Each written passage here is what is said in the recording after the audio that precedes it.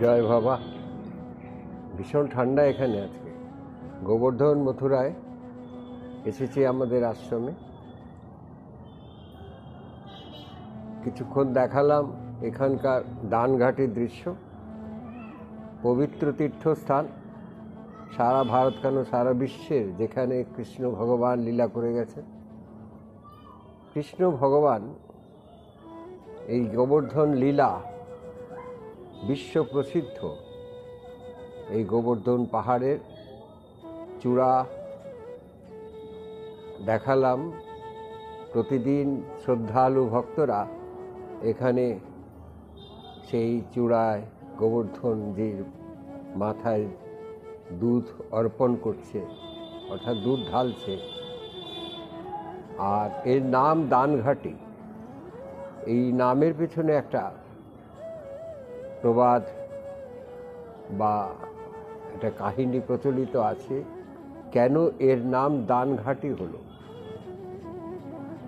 এই জন্য কৃষ্ণ তো ছোটবেলায় খুব দুষ্ট প্রকৃতির ছিলেন এবং এই দুষ্টুমির মধ্যে মানুষের কল্যাণ কামনা করা তার উদ্দেশ্য ছিল। তা ছোটবেলায় গোপিনীরা হাঁড়ি কলসিতে দুধ, দই, ননি সেই বর্ষানা থেকে এই গোবর্ধনের হাটে আসত। এখনও প্রতি সপ্তাহে অর্থাৎ প্রতি বৃহস্পতিবার এখানে গরু, মোষ সমস্ত বিক্রি হয়। এখানে তার হাট বসে, দুধ, দই বিক্রি হয়।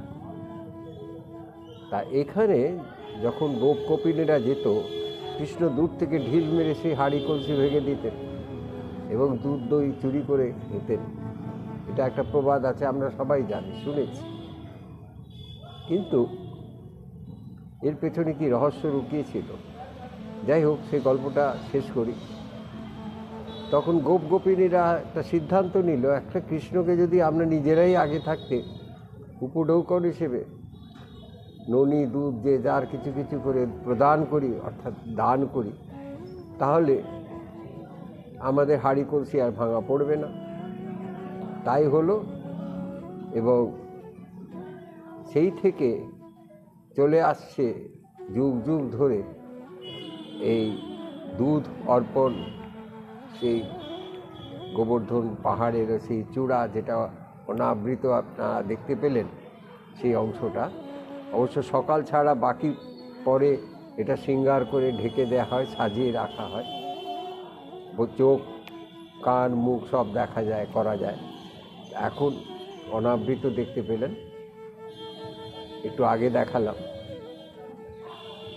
আমাদের গুরুদেব ভবা পাগলার সঙ্গে একটা সাদৃশ্য আছে, খুব সুন্দর সাদৃশ্য। কীরকম?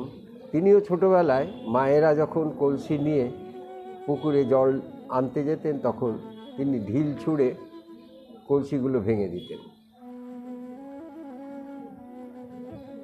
কারণটাই, মায়েরা যখন নালিশ করত, মাকে বলতেন, তুই গরিবদের কেন কলসিগুলো ভেঙে দিস, ওরা গরিব না? তখন ভবা ছোট্ট বালক ভবেন বলতেন, তাই তো মা, তোমাকে বলি, আমাদের ঘরে অত হাঁড়ি কলসি রয়েছে পিতলের, ওগুলো পড়ে আছে, কোনো তো কাজে লাগছে না, ওদের দিয়ে দাও না, তাহলে তো আর ভাঙবে না।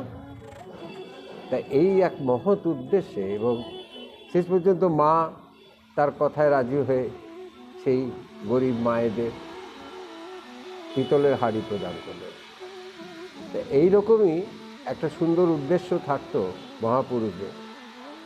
ভবা পাগলাও তার মানসিকতা এর মধ্যে দিয়ে বুঝিয়ে দিয়েছেন।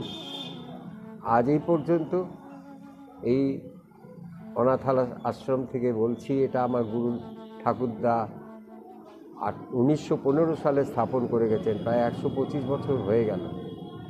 সেই থেকে চলছে। আমার বাবা এটা সুন্দর করে আরও সৌন্দর্য করেছেন। তারপরে আমার অনেক তিনি দুখানে মন্দির করে দিয়েছেন, এখানে দুখানে স্কুল করে দিয়েছেন, অনেক সমাজসেবার কাজ করে গেছেন সারা জীবন ধরে। তা আমিও চেষ্টা করছি দীঘার মন্দিরের মাধ্যমে। এখন এদিকে একটু নজর দিয়েছি, এখানে ভবা পাগলার মূর্তিও স্থাপন করেছে, ছবিও রাখা আছে। ভক্তরা যাতে খুব কম খরচে থাকতে পারে সেই ব্যবস্থাও আছে এখানে। যাই হোক, এর নাম কিশোরী অনাথালয় ট্রাস্ট। আগে অনাথ আশ্রম ছিল, এখন একটু রিপেয়ারিংয়ের কাজ চলছে বলে বন্ধ আছে। এখন এখানে মানব সেবা হয়। একটু পরেই এখানে বাচ্চা গরিব বালকদের ভোজন করানো হবে, সেটাও দেখিয়ে দেবো। তা যাই হোক, এই তো আমাদের কাজ আজকে এই পর্যন্ত। আবার আগামীকাল কিছু নিয়ে আসবো আপনাদের কাছে।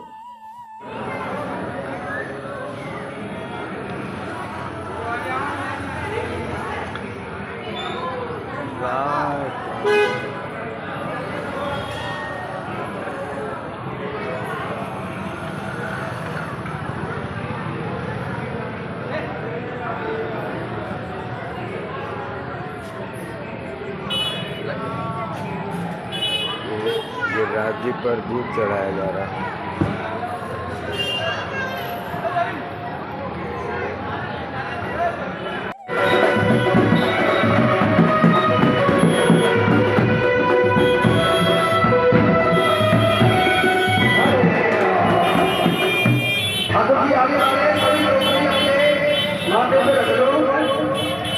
सभी